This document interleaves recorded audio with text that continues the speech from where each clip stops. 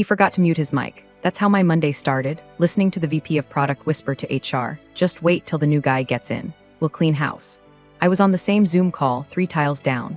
Camera off, mic muted, smile plastered. Typical. 8 years in that office, and I'm still the ghost in the walls.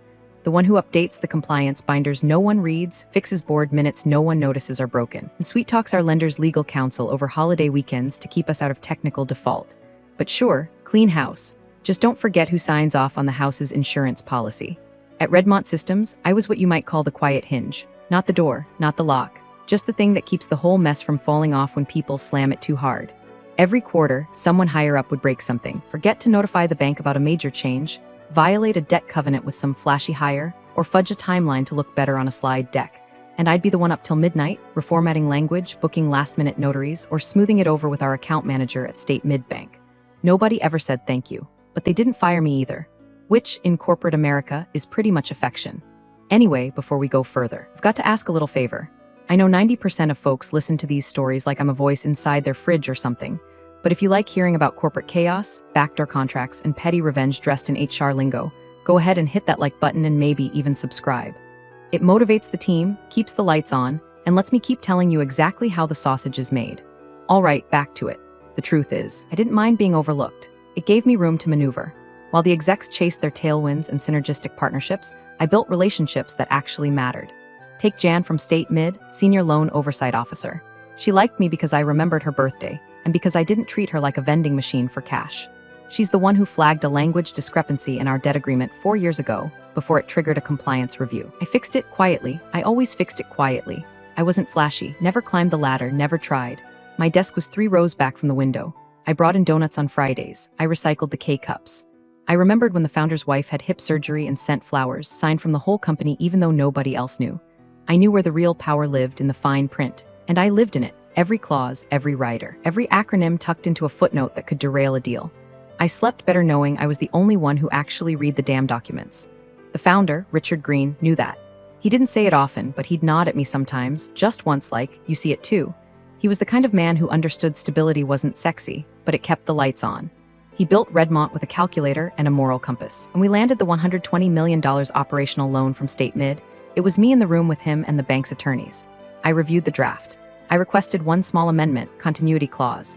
It required a specific individual me to approve any material policy shift or funding disbursement above a set threshold. Not for vanity, for consistency. Nobody noticed. It was page 43, clause 12C, Roman 2. He signed it, and then Richard retired. No grand farewell. Just a company-wide email, one last bagel breakfast, and out he went, gray suit and all. His son, Carter, took over the next week. Now, I'd met Carter exactly 3 times before that. Once at the holiday party where he showed up 2 hours late, bragged about his startups, and spilled a martini on my flats.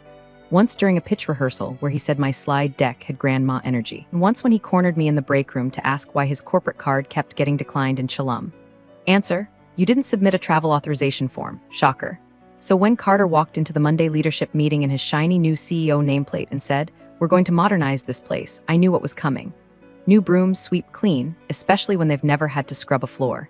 He brought in a consultant from LA, started talking about lean orgs and cost center eliminations. Someone asked him about compliance continuity. He waved it off. "We've got docs, right? We'll find someone." I almost laughed, but I just nodded and took notes. 2 days later, he cut the budget for my department by 40%.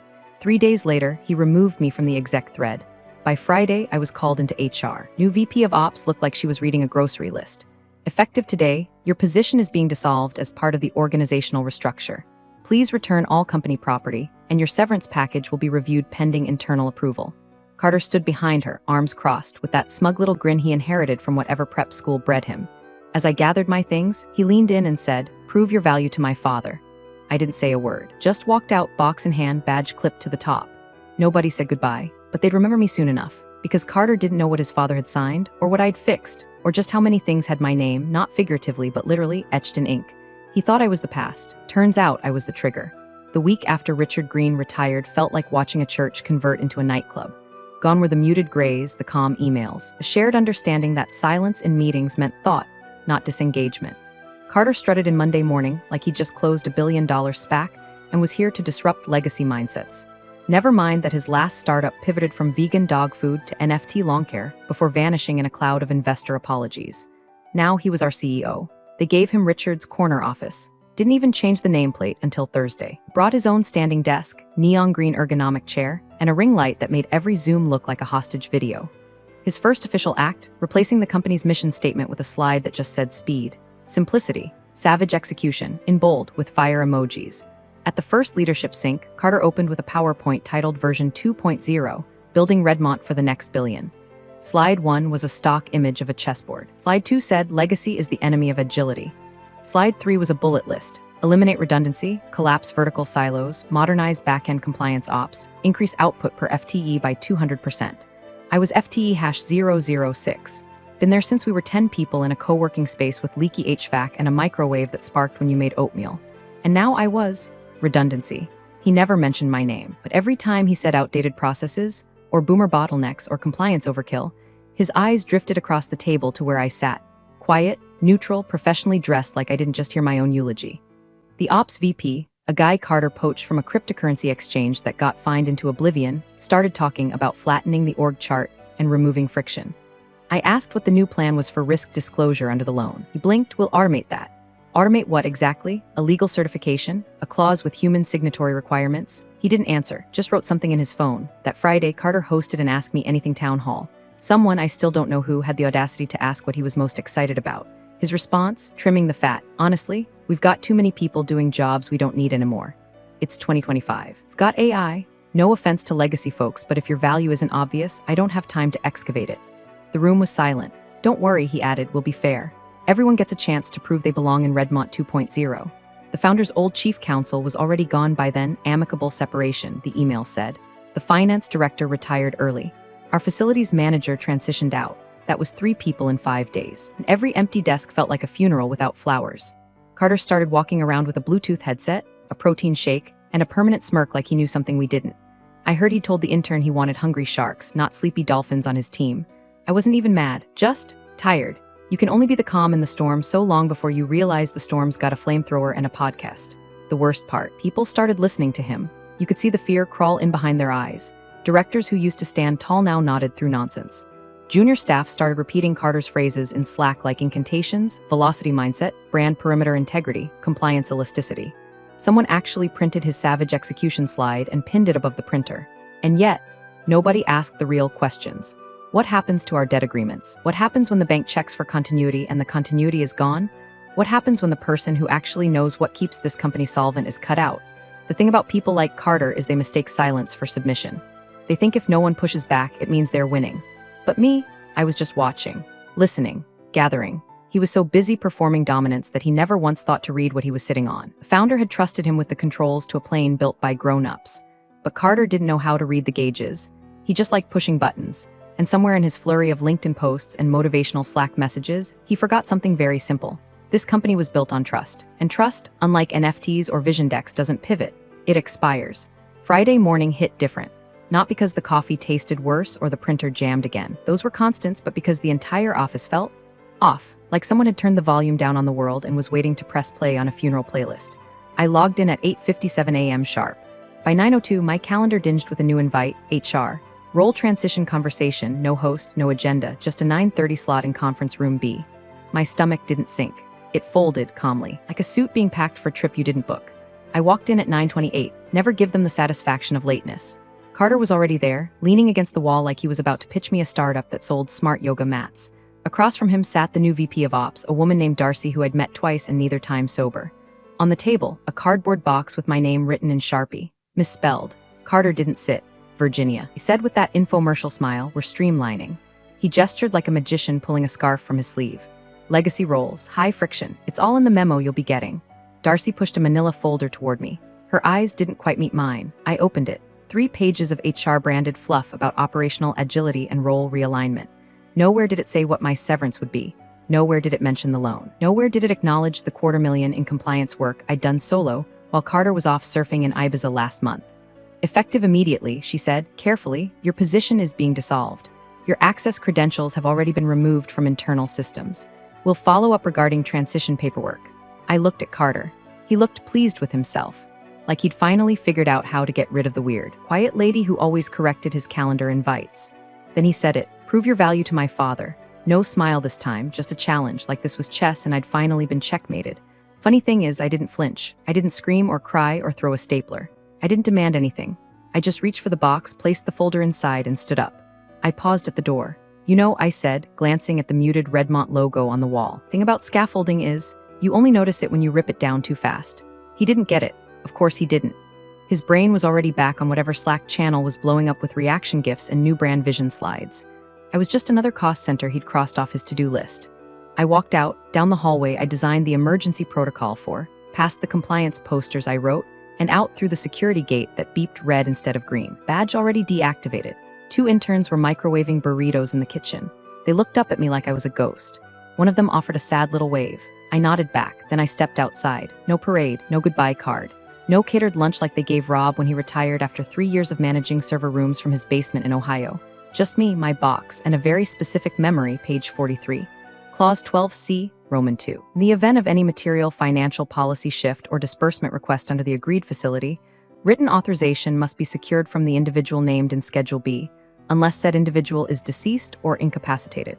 Schedule B, Virginia M. Holmes, not head of compliance. Not authorized signatory, named individual. I flagged it, I added it.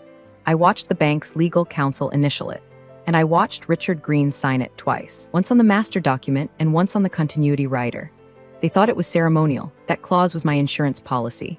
And Carter had just lit the fuse on his father's legacy with a $3 cardboard box and a soundbite. I walked to my car, set the box in the trunk, and sat behind the wheel. Didn't start the engine, just sat there. Then slowly, I pulled my personal file binder from the back seat, the one I kept updated just in case. Contracts, side letters, scanned documents with metadata timestamps. And there it was, page 43, clause 12C, Roman 2, with my name, the rider, the signatories, intact, active, and very much enforceable.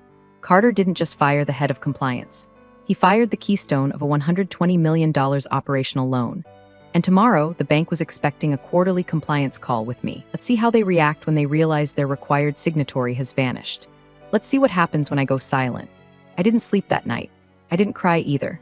I just sat in the silence of my living room, the soft hum of the fridge cutting through the dark, and started pulling binders from my credenza like I was defusing a bomb.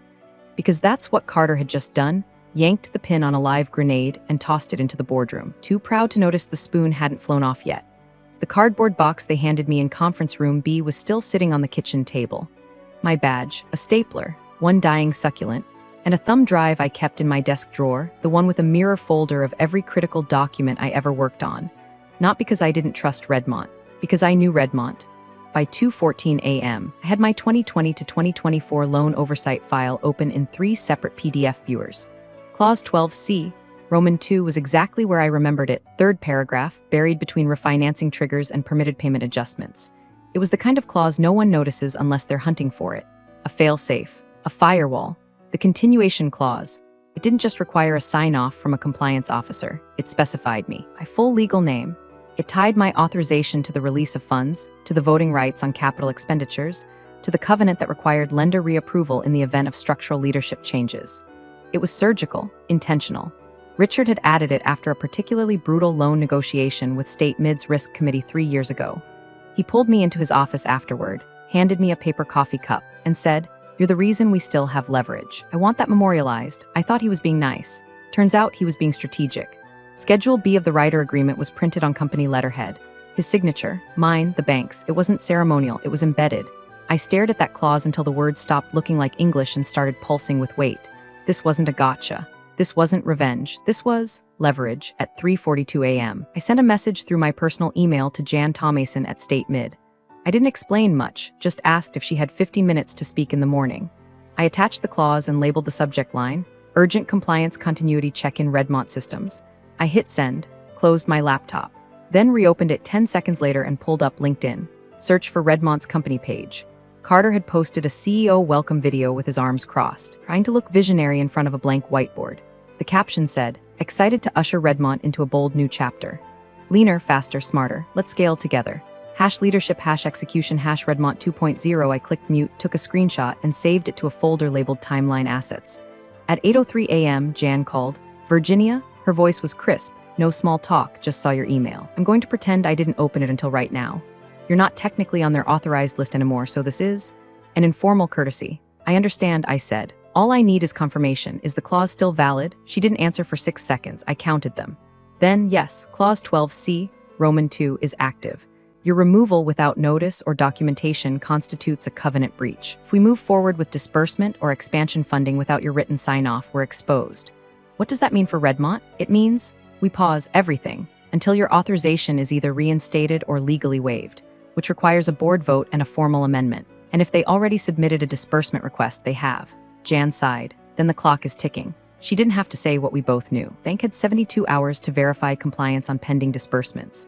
Otherwise, the entire pipeline would freeze. Payroll, procurement, vendor obligations, strategic initiatives, all of it. I appreciate the call, I said. One more thing, Jan added. You put that clause in, didn't you? With Richard's approval. She laughed low and sharp. Damn, you're good. I didn't respond. Just ended the call, reopened the file, and started building my timeline. Emails, approvals, version control, proof of signature. Every document cross-referenced. I labeled a folder continuity packet and backed it up to 3 locations, 2 cloud, 1 hard drive. I also texted a friend in legal consulting. How quickly can I draft a scope of services for independent compliance advisory? Need it airtight, need it yesterday. By noon, I had 3 messages from unknown numbers. One was the new Ops VP, another from HR. The third, Carter. Hope you're well. Can we chat? Quick clarification about something in the loan docs. Nothing urgent, nothing urgent. He was already feeling the tremor, but he hadn't heard the crack yet. And me? I wasn't angry, I wasn't scared, I was awake. Monday morning arrived with the precision of a loaded gun clicking into place. I wasn't in the office. I wasn't on the call. I wasn't even listed on the org chart anymore. But I was very much in control, and Carter, poor idiot, had no idea the floor was about to dissolve under his brand-strategized loafers. 9:00 a.m. sharp. That's when the board call was scheduled. Expansion strategy review. A cool $50 million pull from the existing credit line to fund phase Roman 2 of their next-gen platform, whatever buzzword salad they cooked up to impress the new investor group. I'd read the project summary when I still had access. High cost, low clarity, zero understanding of how deeply embedded the compliance infrastructure actually was. But hey, it had a 3D logo and a pitch deck with animations, so obviously it was going to change the world. 9:04 a.m. The board is logged in. Carter's smiling in his glass office, freshly barbered, navy suit too tight in the shoulders. The VP of Ops is fiddling with his audio. One of the junior directors looks like she's reading from a script she barely skimmed. Everyone's waiting. Then the Zoom chimes. David Bernal, Senior VP, State Midbank, has joined the meeting. David's no nonsense. Been in finance for 30 years, grew up on asset-backed portfolios and bad coffee. He doesn't do small talk, doesn't do second chances. If he's on your call, it's either to sign off on something huge or to stop you from wrecking the car before it hits the wall. Carter leans in, that over-rehearsed enthusiasm dripping from every word. David, glad you could join us. We're really excited to walk through our revised scaling plan. Think you'll be pleased with how lean we've gone. David doesn't smile. He squints at his screen. I'm looking at the participant list, he says flatly. There seems to be an error. Carter blinks. An error? I don't see my required signatory for the loan on this call. The silence wasn't just awkward, it was seismic.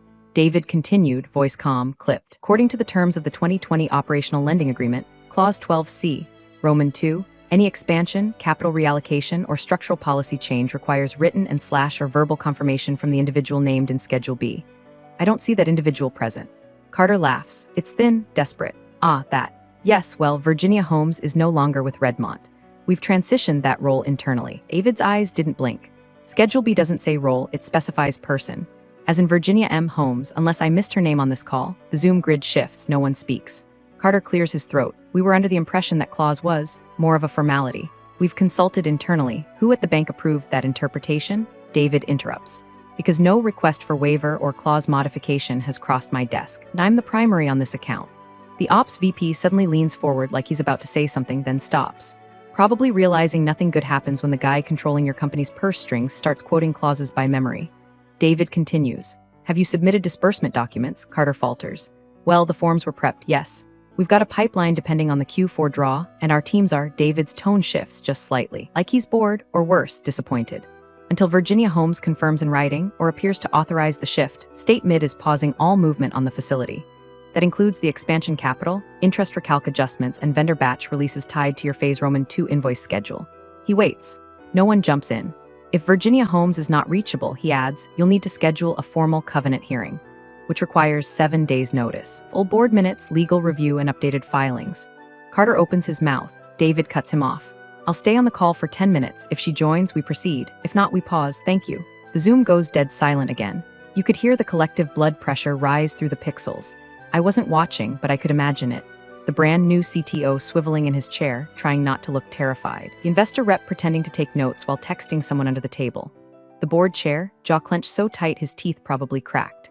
Carter, sweating through his custom-tailored blazer, turning to the ops VP like, why didn't anyone catch this?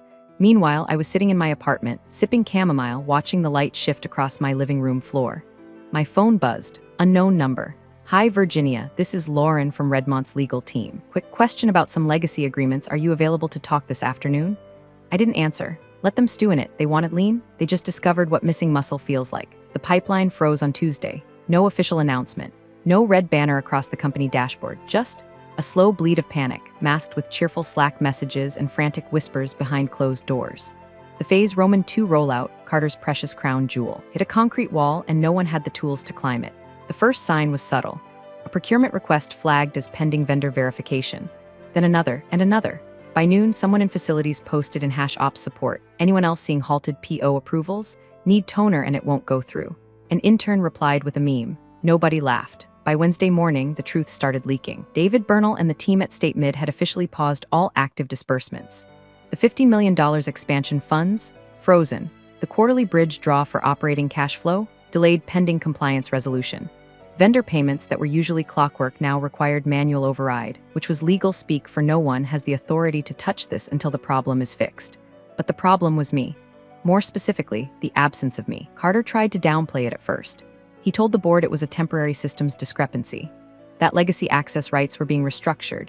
Then he pivoted to technical misalignment, then outsourced errors, each one thinner than the last. The truth? They couldn't even open the damn portal.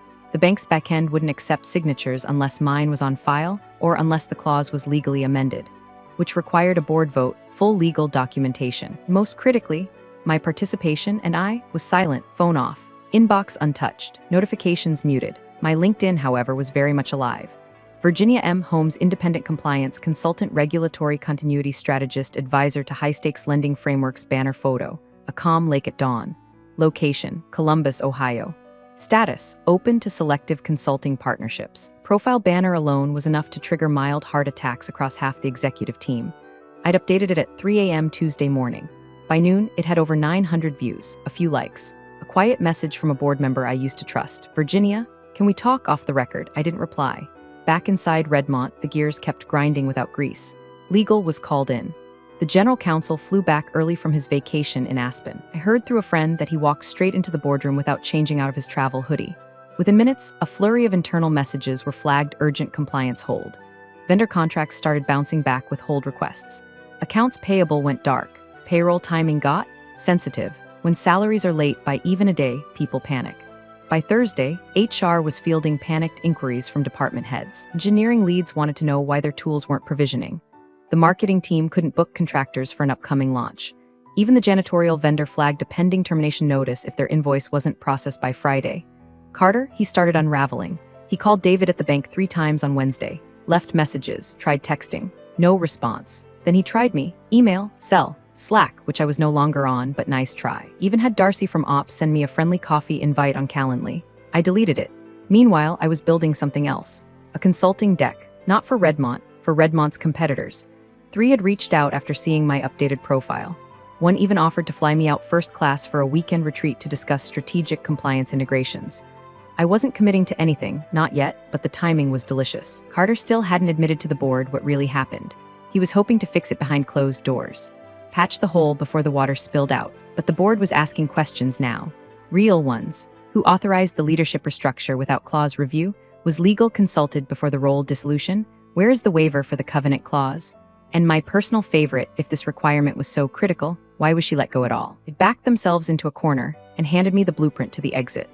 All I had to do was wait. Because sometimes silence isn't weakness. Sometimes it's the sound of a company realizing it just fired the one person holding the dam together. And now the cracks were widening. The call came in at 6:47 p.m. on Friday, just as the sun dipped behind the Kroger parking lot outside my window, and the first ice cube in my bourbon had melted. Private number? I almost didn't answer, but something in my gut said this isn't Carter. I picked up. Virginia? The voice was low, careful. A man. I recognized it before he said the name. It's Ken. Ken Harrington, board director. One of the few Richard ever trusted enough to leave unsupervised near real decisions. Old school, suit and tie even on Zoom. Used to manage compliance risk for a regional bank before retiring into governance and bourbon tastings. I hope I'm not intruding, he said. I tried your email. I understand you've been taking time. I didn't confirm or deny, just waited. He cleared his throat. I'm calling unofficially. Not representing the board, not yet, but I need to understand what's going on with the loan hold.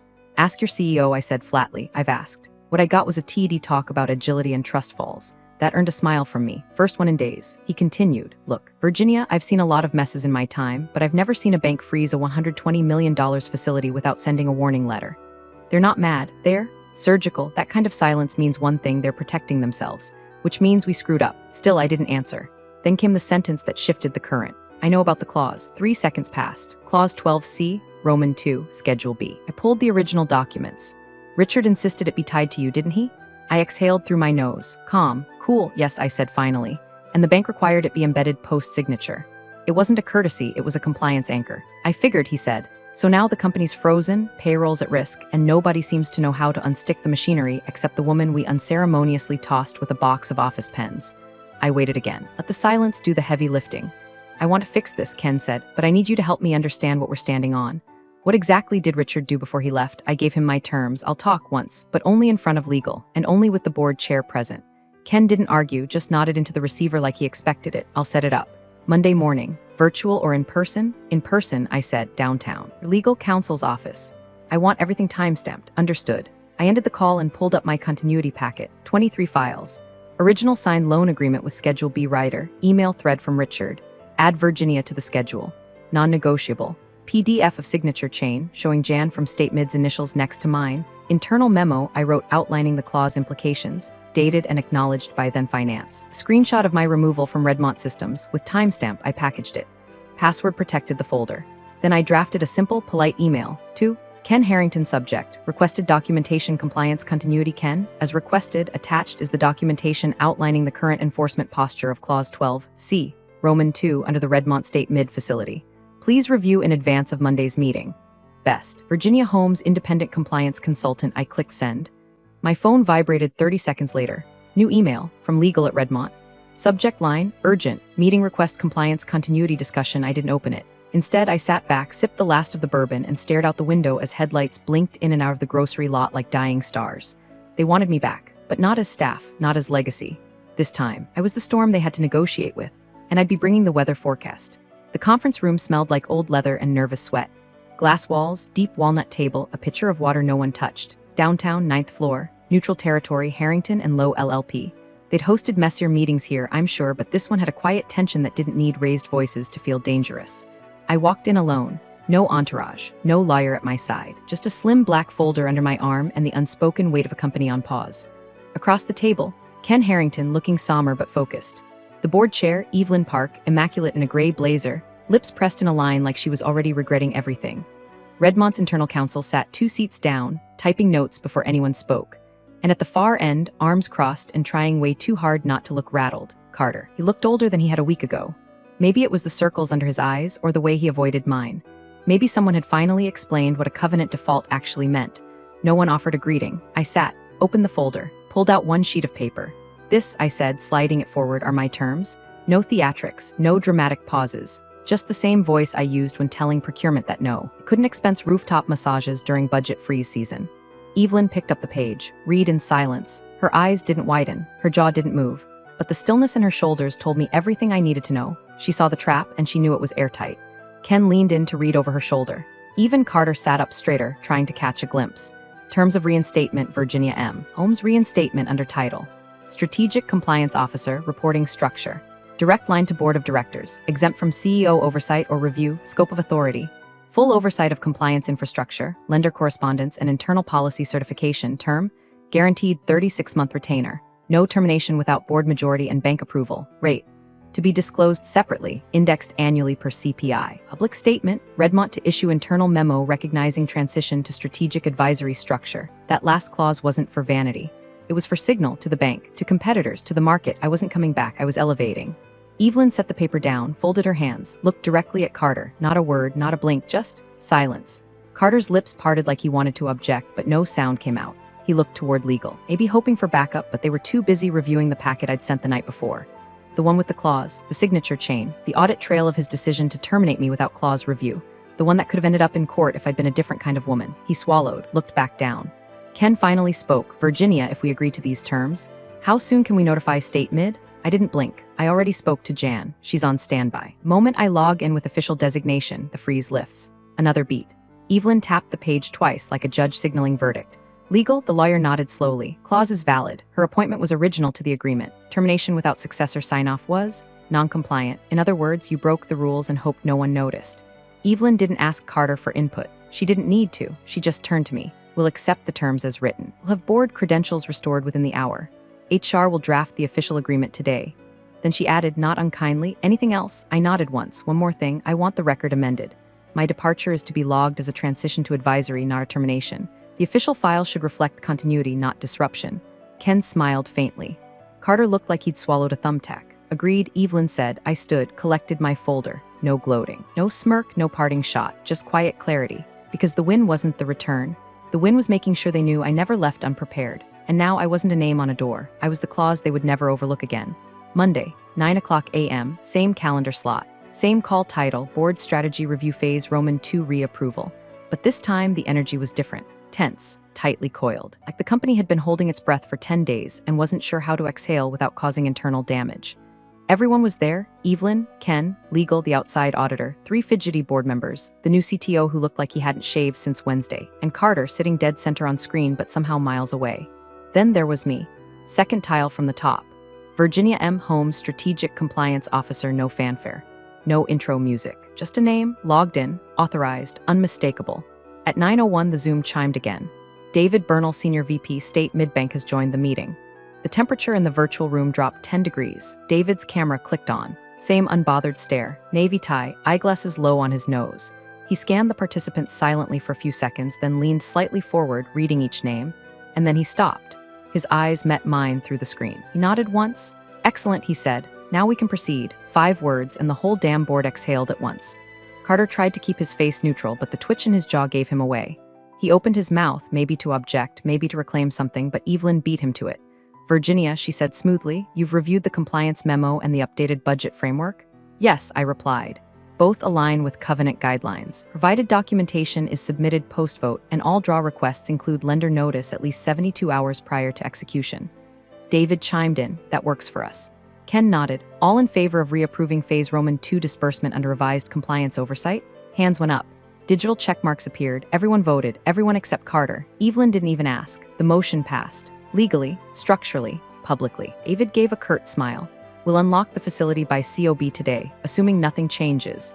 He didn't need to say what nothing changes meant. No more stunts, no more shortcuts, and definitely no more Carter swinging an axe he didn't know how to sharpen. When the call ended, Carter stayed on for an awkward half-second too long, staring into the camera like he'd just been cast in the wrong movie. Then his screen went dark. I remained, briefly, just long enough to see the ripple hit. The CTO leaned forward and started typing, probably unpausing 100 frozen tasks. Ken chuckled softly and said, glad to have you back, Virginia. Evelyn added, more than glad, necessary. I nodded once, then clicked leave meeting. Back in my quiet apartment, I closed the laptop gently. The screen reflected the sunlight like a clean blade. I stood, poured myself a cup of black coffee, and let the silence return. This time, not as exile, but as authority. They thought I was paperwork, an appendix in the org chart, a legacy, but I was the condition they never read, the clause they didn't understand, the name they scrubbed too early. They told me to prove my value. I did. In red ink on a binding loan covenant they never bothered to read. Appreciate you sticking around, you legends of the break room. Subscribe for more chaos. Let's make your old managers spill their coffee in fear.